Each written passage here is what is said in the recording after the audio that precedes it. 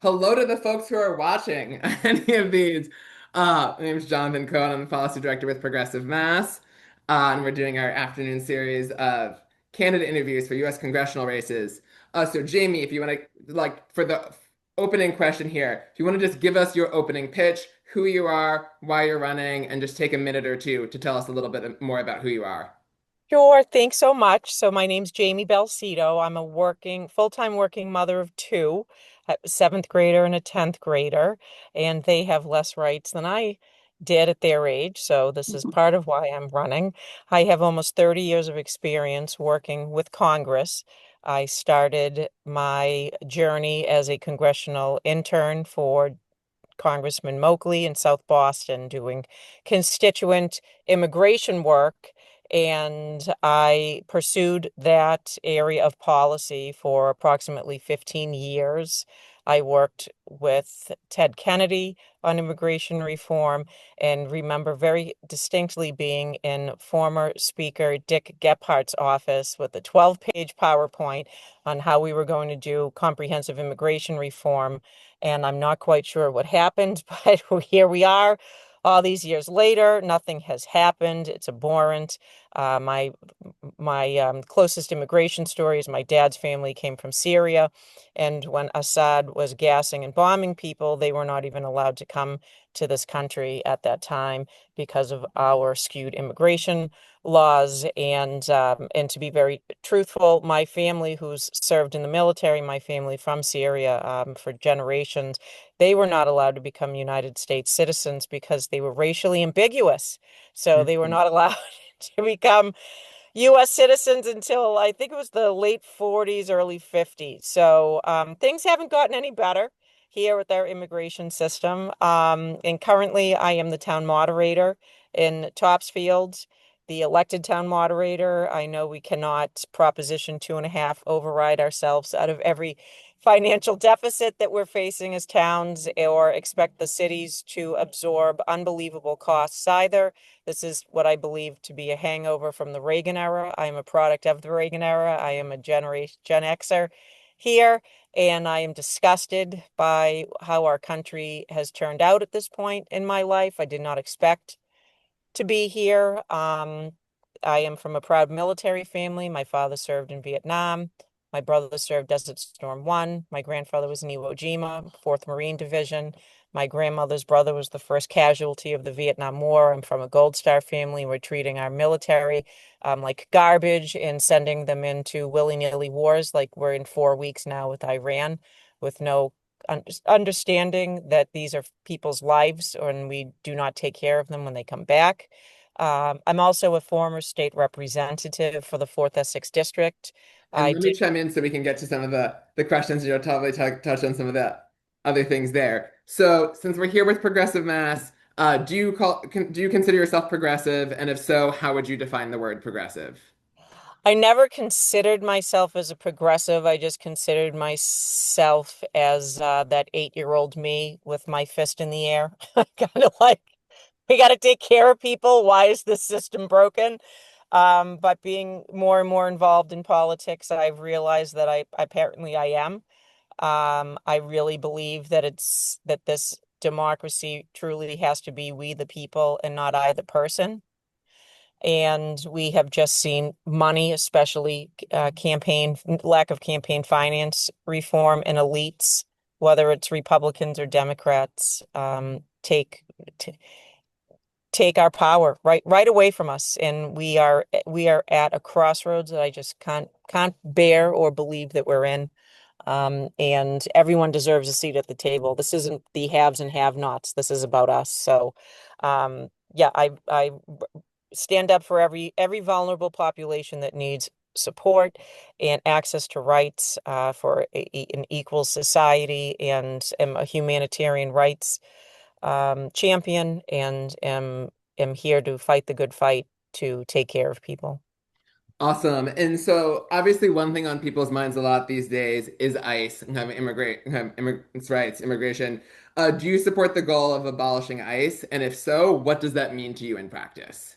Yes, thank you for the question. I do support abolishing ICE. Even, there's so many, we have seven different sub sub organizations under DHS right now, and ICE is one of them. And this is like a paramilitary group that we've just allowed that the government is allowed to go out and just indiscriminately, murder people, harass us. I can't believe what happened in Vermont last weekend. I'm here in Lynn. They are parking literally behind like the Lynn police station, and they don't have any communications. I fully support the provisions that were put forth. I think it was even yesterday or Thursday at the State House to put as many restrictions on their ability or inability to access any human being or be in any public building. Um, we we we we need to abolish them. They need to be getting rid of. And I can't believe our tax dollars are going to fund this paramilitary group. Okay, so one thing that we've seen over the past several decades is increasing concentration of corporate power and growing economic inequality in the US. What would be your top priorities for things that you would advocate for to rein in corporate power in the US and reduce economic inequality in your district and the country? Three things. One is passing the Bernie Sanders Ro Khanna bill, and that's been different iterations of that, and that is to make billionaires pay 30% of their taxes, right? Like this is a social contract, friends. You can't just show up in this country and suck all of us dry and then say thank you. I'm going to go jump through this loophole. We need to close loopholes as well. We have to have these tax reforms. If I'm spent like I make for a family of four, got I'm barely putting it together, and I'm paying what, almost 27% in taxes. Give me a break. This is the we are we the If I was a millionaire, billionaire, I would be doing everything I can to take care of people, and I can't see that we can't have that. And if it has to be mandated, then so be it. I also believe campaign finance reform. I mean, Jonathan and company. Hi, Sunny. I don't have to tell you all, this seat is currently being bought. Like literally, I'm busting my butt at caucuses and being out in the community and have been for like almost 3 decades now. And we have a candidate that was not around all last week because they were out in San Francisco. And we've got two candidates with Palantir money. And, I mean, it's all the haves and the have not. Like I'm the have not here. This is a grassroots campaign for me. This is about people and like mental health and education and access to housing, not DraftKings and Jeffrey Epstein money. And the other thing I would have to say is that decision by the FCC that just happened with the mergers for you've got to be kidding me. We are being like fed garbage through the radio, through the TV, and they didn't even abide by their own FCC laws. They just, got into a room behind closed doors. And this is what's happening, right? It's the monopolies. If it's not the monopolies of our television, of our TV conglomerates, it's the hospital systems. It's the same. Like these monopolies have to be broken apart. They're only serving the 1%, and the 1% is doing great, and the rest of us aren't. So I would be leaning in on FCC reformation or transparency, as well as campaign finance reform. We have this is something Congress could have done, and they still haven't done it because they're all benefiting from it, and that's overturning Citizens United by comprehensive campaign reform and also the stock options piece as well. Awesome. So I'm going to ask two things, and then I'm going to tag in other questioners. So, what would be your top priorities for addressing the climate crisis and for transitioning the U.S. away from fossil fuels? It's so sad. Thank you, Jonathan. It's so sad. Like we've lost some of the momentum. Not some. We've lost a lot of momentum during this particular administration and Congress. We have to put regulations back into DEP. We have to go back and join the Paris Accords. We have to continue partnering with our state legislatures. When I was in the state house, we did so many amazing programs for you charging stations, and I worked a lot on coastal resiliency, especially the Ipswich River. We have to work on our water sources. We have to work on our infrastructure so that we take lead pipes out, which is, poisoning us through our water. We have to be really taking a look at our coastal resiliency as well as, again, I'll go back to infrastructure. We have a major sewer treatment plant issue up on Cape Ann that's literally about ready to pop, and we're going to be blowing raw sewage right out into the ocean if we don't address these issues. And I'm a huge fan of solar. If anyone has seen like a lot of parking lots, well, first off, Beverly High has always had a huge area where they've had solar panels there, and we're seeing them out on the Mass Pike, and a lot of parking lots are doing this now as coverage. They're putting these huge solar panels. We have solar. I also want to have not rebates. I want people to just be like given solar so that we can put that money back into our electric grid and wean off the fossil fuels. And these rebate programs, they're nice in theory. I'm right now fighting a $10,000 bill I was given by one of them because my house is like 120 years old and we couldn't do some of the required alterations that they want. We need to do the right thing and just transition everyone over. So I would be looking to just do a lot of upgrades with our infrastructure because we can afford it and it will pay us back dividends. Awesome. And before I do the next one, I ask Max, I'll tag you in to ask the next question, and I'll tag Ziba in, and then back to me. Hi, Max. Hi. So in light of discriminatory anti-trans legislation on both the state and federal level, I want to know, would you fight for trans people, especially trans youth, who, speaking from experience, are the most vulnerable population? Uh, and how would you do so, if you will? Thanks, Max. I really appreciate it. I see you. I'm sending you a huge hug. As a mom, like my mama bear instincts, like the claws are out. I have a seventh grader and a 10th grader, and there are members of our community in the tiny hamlet of Topsfield, who my girls are friends with their transgender. We're allies at the community level. Uh, I want everyone to feel protected. I have always, just to kind of bolster that, like I've been the MC for our Pride Parade since we kicked it off in Topsfield. So it's Tri-Town, it's Boxford, Middleton, and Topsfield. And so that has something I've been a part of since the very beginning.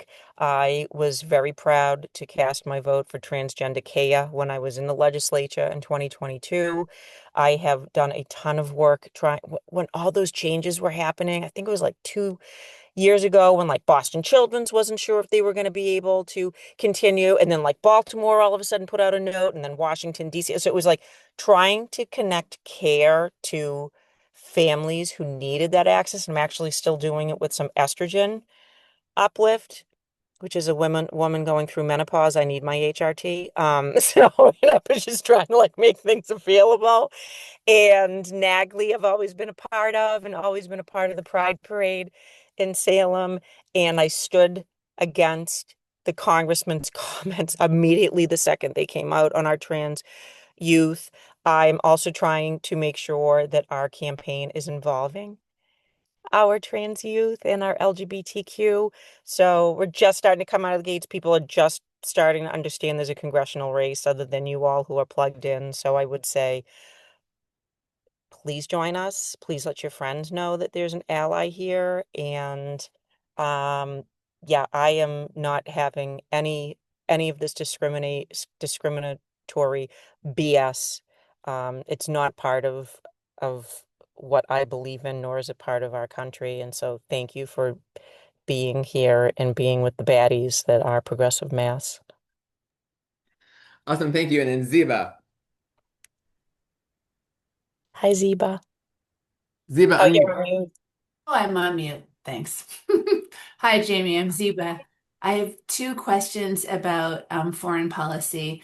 The first is, in light of what's happening in Iran right now, what is your position on the current uh, war on Iran? And then specifically related to this, if you were elected, would you vote to condition or vote against future defense appropriations that include weapons to Israel? And there's been often a distinction between defensive and offensive weapons.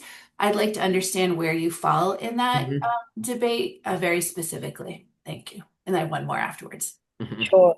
I mean, offensive, defensive. Are you talking about Israel specifically? Yeah, Israel specifically. Yeah, no, they don't need our money, and we just authorized a boatload more go of weapons money in the past month, I think.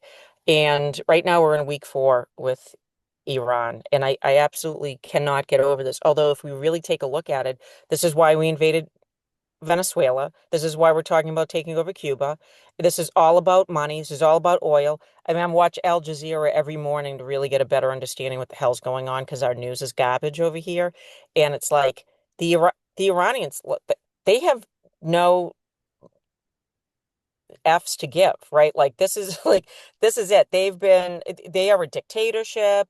They are an Islamic right-wing extremists. They know that they've been like waiting for this moment to happen. I go back and forth between like the evangelical Christians and then the Zionist movement on like, purposefully blowing up this land to have access for, I don't know, is Jesus coming back? I don't think Jesus wants anything to do with this. And I also, cannot get over the fact that this is all a play for money. This is like oil tycoons and shutting down the global market. I mean, if this literally, like, if this continues to go this way, we are our entire economy is going to collapse, right? This and the only people that are going to survive are going to be like Donald Trump, Putin, Kim Jong-un. Like, it's kind of like the whole thing with the Epstein files. Like it doesn't matter what party you are, as long as you have money and access to stuff. Like screw everyone. And so my approach would be pulling out of this disaster. I remember as like a 3 or 4 year old seeing the Iran hostages be paraded on the black and white TV in the kitchen. Like this, we have been waiting, we have been agitating for this moment, and we're a puppet of Israel right now. Now our president wants to walk this back. Like you signed up for this, and he's putting forth a $1.2 trillion defense budget. Where's that money going to come from? They're going to pull it back from DOE. They're going to put Department of Education, Environment, DEP, Health and Human Services. Like that's what I'm going to be doing now for the next because I'm still working full time, and I just am negotiating with appropriators all day long. Now it's going to be like, okay, well, how many scraps will you have now for like elderly services or Medicaid or our Department of Parks or all the things that are just being fought back. So I again, I'm not here to go along to get along. This is a disgrace. And we subsidize like Saudi Arabia is like our BF, and so is Israel. And like here we are. And it's a disgrace to see this play out real time, but we are in the middle of all of this story. So um I can't say enough that I want us to move towards diplomacy. I want us to pull out. I'm not going to approve offensive war. Like these people, all these characters have more weapons than God, and they're using their weapons in Israel to murder people right in their own country. So I stand on the side of no thank you, offensive or defensive. Right, great. Thank you for being so clear. And just a small question follow up on that. Would you um, agree that what is happening in Gaza has been a genocide? I'm on record for saying exactly that well before October 7th, which seemed to be a defining point. Again, as an Arab American, so much of what's been going on is because of colonialism, and I do acknowledge the Nakba, and I have seen even right now as somebody who's, I'm not a practicing Catholic, but I do believe that if we are even looking at any of the religious, uh, a- any of the faiths, the current Israeli government is like bombing the Armenian churches and like blowing up the Catholic Church and getting like it's just a constant assault on anything that has to do with Prophet Muhammad or Jesus or God, or it's unbelievable. And so yes, I have been on record. This is a genocide, and I have paid massive prices, including being told I could never run for office ever again. Thank you. Thanks for standing up. And then lastly, you mentioned a little bit the defense budget, which is, I think the National Defense Authorization Act is well beyond 800 billion. That's not even including all these special authorizations around munitions replacement. Senator Markey's repeatedly voted against this, but he's really alone in that role. And I'm curious, how would you approach annual budget votes on the defense budget, or what might what you do to try to push back against the level of military spending, which does crowd out, as you said, everything else we care Yeah, about. yeah, yeah. I will be putting my votes on record as to why I'm not going to subsidize us trying to, influence everyone's government and destruction of people. I mean, we helped fund like even Palantir. I mean, they blew up a girls' school, and then we turn around and say that we didn't know. We know exactly what the hell's going on. There's a camera across the street right here, probably at the Lynn Courthouse, that knows I'm on a call with you. Don't tell me that they don't know what the hell's going on here. I mean, give me a break. And I will vote against these budgets. And the other, but here's what I have to say. Here's the hard part, right? I've worked on the NDAA, and I've gotten mental health monies and like monies for the military, the MTFs, the hospital systems, and monies for veterans. This is where it becomes sticky, because they will stick the defense monies in with the human interest monies, right? Like the taking care of families issues. And so this is something I would request to have bifurcated and pulled apart. Final closeout question, because we do need to go to the next candidate, and I'm glad that you're back. Final question for you is, so we're talking about endorsements here. How do you decide when and whether to endorse as a person, like yourself?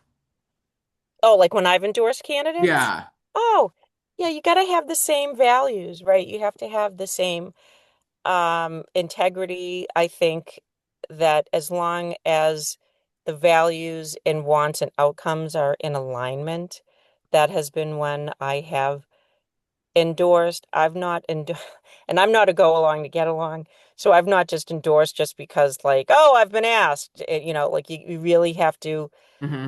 make sure that you know what that person stands for, and that they'll stand up for what your beliefs are. Awesome. Well, thank you so much for taking time this afternoon to chat with us. Can I get a round of Zoom applause from everybody here for Thank you, Jamie? guys. And Thank you. have a You great guys are afternoon. awesome. Thank you. Bye. Bye.